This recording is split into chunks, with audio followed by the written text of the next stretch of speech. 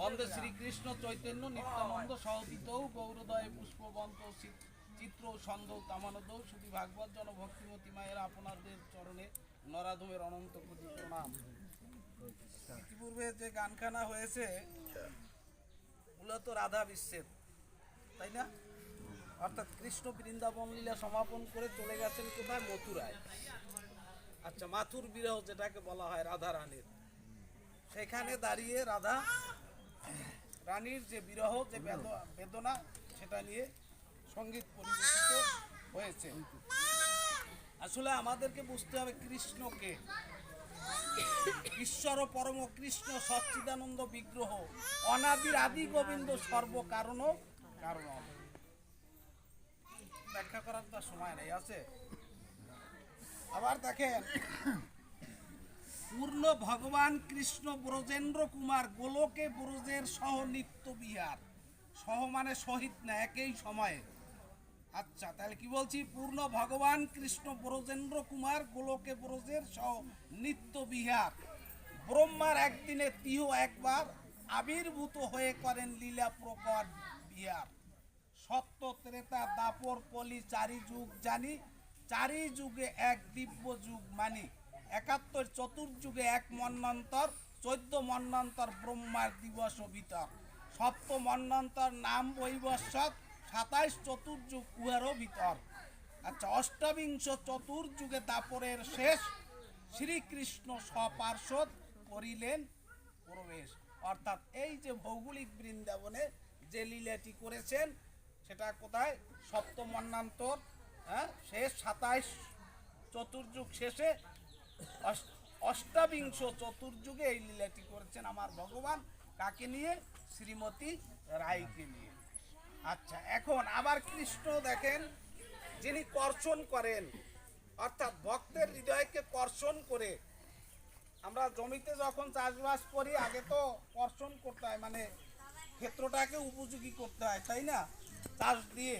তাহলে যিনি প্রতিটি ভক্তের হৃদয়কে কর্ষণ করে, সেই ভক্তি বীজ রোপণের উপযোগী ক্ষেত্র তৈরি করে দেন, তিনি এই হলেন কৃষ্ণ। বোঝা গেল? এরকম একটা কথা আছে, ক্রিকারো কজ্জল বর্ণ সংজ্ঞার উপপাতক। আচ্ছা, এষ্ণকারো রক্তবর্ণ সাত গোপালেন নিরূপিত গুরবাঙ্গনাকৃতং পাপং এষ্ণকারো দহতি ঘনাথ। এই হলো ক্রি এবং এষ্ণর ব্যাখ্যা। তো আবার দেখেন, এরপরে একটু রাধার কথা বলতে হয় না? আমরা সবাই জানি ভগবান শ্রীকৃষ্ণের বাম অঙ্গ থেকে শ্রীমতী রায়কে সৃজন করেছেন গোবিন্দ, অর্থাৎ লাধিনী শক্তি বা লাধিনী সত্তা দিয়ে। তো রাধা শব্দটাকে আমরা যদি ধরি, রা শব্দে কি? রাধ ধাতুর সাথে আপ্রত্যয় যোগে রাধা শব্দটি নিষ্পন্ন হয়। রাধ ধাতুর অর্থই হলো আরাধনা করা, অর্থাৎ যিনি ভগবানের বা যিনি গোবিন্দের আরাধনা করেন, তিনি এই হলেন কি? রাধা। আবার দেখেন, সেই সেন্সে আপনারা যারা সেই গোবিন্দের আরাধনা করেন, আপনারা সবাই কি তাহলে? রাধা। রাধা ভাবে ভাবিত না হয়ে কৃষ্ণের আরাধনা করলে কৃষ্ণের কৃপা পাওয়া কিন্তু অনেকটা কি দুষ্প্রাপ্য। রাধা ভাবে, অর্থাৎ রাধার ভাবকান্তি বিলাস আপনাকে আগে কি করতে হবে? ধারণ করতে হবে। এরপরে ওই গোপী ভাবে ভাবিত হয়ে, আবেশিত হয়ে সেই গোবিন্দের ভজন করতে হবে। আচ্ছা, আবার দেখেন, এই রাধা শব্দটা যদি ধারা শব্দটাকে উল্টিয়ে দেই, ধারা শব্দটাকে উল্টালেই হয় কি? রাধা, তাই না? এইটা হলো একটু কঠিন কথা। ধারাটা কি? জলের ধারাটার দিকে একটু তাকাই। জল কোথা থেকে কোন দিকে গড়ায়? উত্তর থেকে দক্ষিণে না দক্ষিণ থেকে উত্তরে? উত্তর থেকে দক্ষিণে যায়। এই হলো জলের ধারা। আমাদের দেহেরও একটা ধারা আছে। নাভিমূল থেকে উপরের দিকটা হলো উত্তর দিক, আর নাভি থেকে নিম্ন দিকটা হলো দক্ষিণ দিক। আমাদের ধারাও দেখেন, জল থেকে শুরু করে পান করা থেকে, ঠিক আছে, যা কিছু খাবার আদি আমরা ভক্ষণ করি বা আহার করি, সব কিছু কিন্তু এই উত্তর দিক থেকে, অর্থাৎ উপর দিক থেকে যাচ্ছে কোথায়? নিচের দিকে, তাই না? আমরা যখন সেই যামিনী সেই যামিনীতে কামিনী সনে রতিক্রিয়ায় মত্ত হই, তখনও আমাদের যে পিতৃসত্তা, হ্যাঁ, যেটাকে কি বলা হয়, এখানে থাকে নাকি, সেই পিতৃসত্তা কি হয়, হরণ হয়। সেখান থেকে অর্থাৎ উত্তর দিক থেকে সেই পিতৃসত্তা অধোগামী হয়ে যাচ্ছে কোথায়, দক্ষিণ দিকে, অর্থাৎ নিচের দিকে যায়, তাই না, কি যায় তো? আচ্ছা, তাইলে এই যে দেহের ধারা, এটাও দেখা গেল উত্তর থেকে কোথায়, দক্ষিণ দিকে। এই ধারাকে যিনি সাধনার বলে গুরু কৃপায় উল্টাতে পারেন, তিনি হলেন রাধা। এই যে হলো আসল তত্ত্ব, আসল কথা। দেহের যে ধারা, এই পিতৃ সত্তার যে ধারা, এই যে ধারাটা, এইটা যারা যারা উল্টাতে পেরেছেন, তারাই কি হয়ে গেছেন, রাধা রানীর সাথে তারা কি হয়ে গেছেন, মানে সাযুজ্য বা সারূপ্য, একই রূপ রাধা রানী আর এই ভক্তের। তো যাই হোক, বৃন্দাবন লীলা মাত্র বেশি দিনের না, কিন্তু 11 বছর 8 মাস বলে, আবার কোন কোন বইতে 12 বছর বয়স পর্যন্ত বলে, অর্থাৎ সেই 8 বছর থেকে 12 বছর এই ধরেন, মাত্র এই কয়টা দিন বৃন্দাবন লীলা করেছেন, বোঝা গেল? তাইলে একদম কি বয়সে, বাল্যকালে, তাই না, বাল্যকালেই বলা চলে, বা কিশোর ধরলাম, কিশোর বয়সে, তাই তো? আচ্ছা, আর শ্রীমতী রায়কে নিয়ে লীলা করেছেন, কিন্তু এটা নিয়ে অনেক সময় অনেক ব্যঙ্গ বিদ্রুপ আমরা দেখতে পাই। আসলে এটা না জেনে আমরা করি, এটা আমরা যেন কেউ না করি, কারণ ওই লীলাটিই ছিল কৈশোর বয়সের লীলা। এখানে কোনো জড় জাগতিক কামনা বাসনা, কামনার কোনো গন্ধ বাতাস ছিল না। হরে কৃষ্ণ। সেই লীলা সমাপন করে এরপরে 25 বছর পর্যন্ত ছিলেন কৃষ্ণ মথুরায়। সেখানে যত অসুরাদি ছিল, কংস থেকে শুরু করে অগাসুর, বকাসুর ইত্যাদি ইত্যাদি যারা ছিল, সমস্তদের নিধন করে দ্বারকায় গিয়ে রাজত্ব করেছেন 100 বছর। শ্রীমতীকে কথা দিয়েছিল, আজ যাবো কাল আসবো বলে চলে গেল, কিন্তু ওই কালের আর অবধি রইল না, মানে কাল আর শেষ হলো না। আজকের যাব, কাল আসবো এই বলেই কিন্তু গেলেন, কিন্তু সেই কালের আর শেষ নাই। অনেক দোকানে দেখবেন আজ বাকি, কি জন্য, আজ নগদ কাল বাকি। আগামী দিন যাবেন, কি দেখবেন, আজ নগদ কাল বাকি। আপনি যেদিনেই যান, আজ নগদ কাল বাকি, তার মানে জন্মাবধি নগদ, ও জায়গায় বাকির কোনো সুযোগ নাই। তাহলে শ্রীমতী রায়ও বলে গেছে কাল আসবো, এই কালের কোনো শেষ নাই। তবে আছে 100 বছর বিরহ, এই বিরহ কিন্তু আমাদের সবার। শ্রীমতী রাধারানী হলেন দৃষ্টান্ত।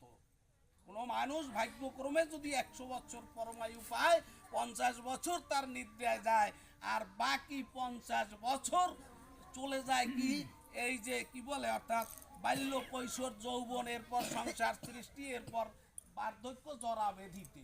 আসলে ভগবানের নাম বা সেই গোবিন্দের নাম, গোবিন্দের সাধন ভজন করার সময় হয় না।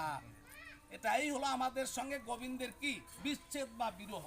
যারা একটু জ্ঞানী সুচতুর, তারা কিন্তু এই বিরহ জ্বালায় সর্বদা কি হয়, অন্তর্দহন তাদের মধ্যে সর্বদা চলে, এবং যাদের চলে তারাই মূলত পরম বৈষ্ণব, পরম ভক্ত। বৈষ্ণব হওয়ার ছিল মনে বড় সাধ, ত্রিনাদপি ষোলকেতে পড়ে গেলাম বাদ। ওই যে আমার কালামবাই বলে গেছেন যে আজকে সবাই বৈষ্ণব জ্ঞানে আমরা আমন্ত্রিত।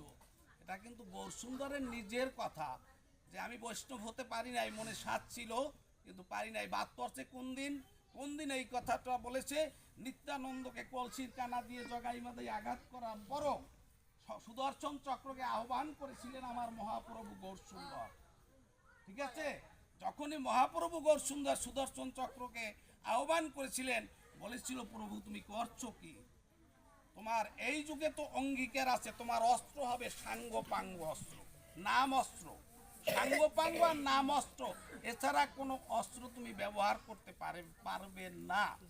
এই যখন বললো, তখন বলেছিল যে বৈষ্ণব হওয়ার ছিল মনে বড় সাধ, ত্রিনাদপি ষোলকেতে পড়ে গেলাম বাদ।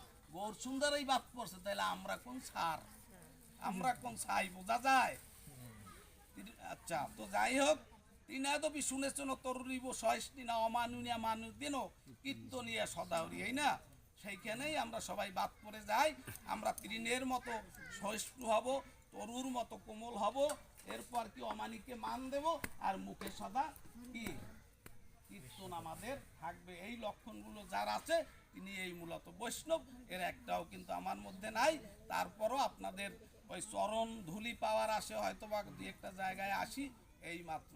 তো যাই হোক, এই 100 বছরের বিরহ কিন্তু আমাদের প্রত্যেকের 100 বছর রাজত্ব করার পরে এরপর একটু মিলনটা করে দেই নাকি। 100 বছর রাজত্ব করার পরে এই যে শতবর্ষের বিরহ, এরপরে প্রবাসের তীর্থে ভগবান শ্রীকৃষ্ণ চিন্তা করলেন আমি একটা যজ্ঞের আয়োজন করব। এই যজ্ঞের আহুতি দেব আমার যে শ্রেষ্ঠ ভক্ত, সেই ভক্তকে আমি এই যজ্ঞের অর্ঘ্য আহুতি দেব। নিমন্ত্রণ পাঠিয়ে দিল বৃন্দাবনে। নিমন্ত্রণ যখন উদ্ভবের মাধ্যমে পাঠালো, নিমন্ত্রণ পত্র পেয়ে আমার শ্রীমতী রায় তখন কোথায় গিয়েছিল? ওই প্রবাসের তীরে যজ্ঞানুষ্ঠানে। সেখানে গিয়ে কি হয়েছিল, আমার ভগবানের সাথে আবার এই শ্রীমতী রায়ের মিলন হয়েছিল। এইখানে দাঁড়িয়ে রসিক সরকার গানখানা লিখেছেন কি জন্য, ননদি গো যা ফিরে যা ঘরে, বলিস ডুবেছে রায় কলঙ্কিনী কৃষ্ণ প্রেম সাগরে। ঘুষলো তোদের সকল জ্বালাম, ঘুষলো কুলের কালি, কলঙ্কিনী রাহি বলে আর কেউ দেবে না গালি। এই ব্রজে আর হবে না কৃষ্ণ কালী, গোপন বাসরে ননদি গো যা ফিরে যা ঘরে। ঝুলান দোলান নৌকা বিলাস সবই হলো শেষ, প্রভাসে চলেছি আমি যথায় বন্ধুর দেশ। দয়া করে শ্যাম ঋষিকেশ এই আশিস দিও মুরে। ননদি গোপী ভুলে জালো রাধা কুলের বউ, শ্যামবিনে জীবনে মরণে বান্ধব নাই রে কেউ। এটাই কিন্তু সত্য কথা, শুধু রাধারানীর জন্য নয়। আমরা এই জাগতিক জড়জাগতিক জগতে স্ত্রী পুত্র বন্ধু বান্ধব যা কিছু দেখি, এটা ক্ষণিকের অনিত্য। আমাদের বান্ধব যদি থাকে, একমাত্র আমাদের সেই দয়াল হরি, আমাদের সেই গোবিন্দ বা মাধব যাকেই বলি না কেন, তিনি হলেন একমাত্র আমাদের বান্ধব। এই জন্য বলেছিল ননদি ভুলে যালো রাধা কুলের বউ, শ্যামবিনে জীবনে মরণে বান্ধব নাই রে কেউ। যার কুলে লাগে অকুলের ঢেউ, কুলে কি বা করে। মানে এই সংসারে থেকে শ্রীমতী রায় যে কত কি জটিলা কুটিলার মাধ্যমে কত নিন্দা মন্দ ভর্সনা শুনেছে না। এই জন্য বলেছে যার কুলে লাগে অকুলের ঢেউ, মানে কৃষ্ণ কুলের ঢেউ যদি কারো লাগে, তাহলে এই কুলের কলঙ্কে তার কিছু যায় আসে না।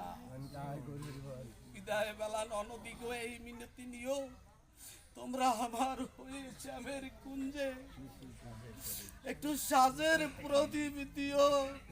ননদি গো আমি তো জন্মের মতো বৃন্দাবন ছেড়ে চলে যাচ্ছি। আমার বন্ধুর মন্দিরে আর হয়তো বা প্রদীপ দেওয়া হবে না। তোদের কাছে আমি শেষ বিনতি করে যাচ্ছি, তোরা আমার হয়ে আমার বন্ধুর মন্দিরে সাজের বেলায় একটু সাজের সেদিন রসিক দিন রসিক কয় আমায় রাখিও কৃষ্ণ সেবার তরে। তো হরে কৃষ্ণ প্রবাসে গিয়ে আমার শ্রীমতী রায়ের কানাইয়ের সাথে মিলন পর্যন্ত আমি আলোচনা করলাম। আর আজকে যার উদ্দেশ্যে এই দাদাও বলেছেন এই আয়োজন, সেই প্রায়ত ব্যক্তি যেন সেই ভগবানের রাতুল চরণে স্থান পান বা সেখানেই যেন তিনি অবস্থান করেন, এই প্রার্থনা করে আমি আমার সংক্ষিপ্ত আসলে বলা যায় না, আচ্ছা লম্বা আলোচনাই হয়েছে, আমার আলোচনা শেষ করছি। জয় জয় রাধা কৃষ্ণ।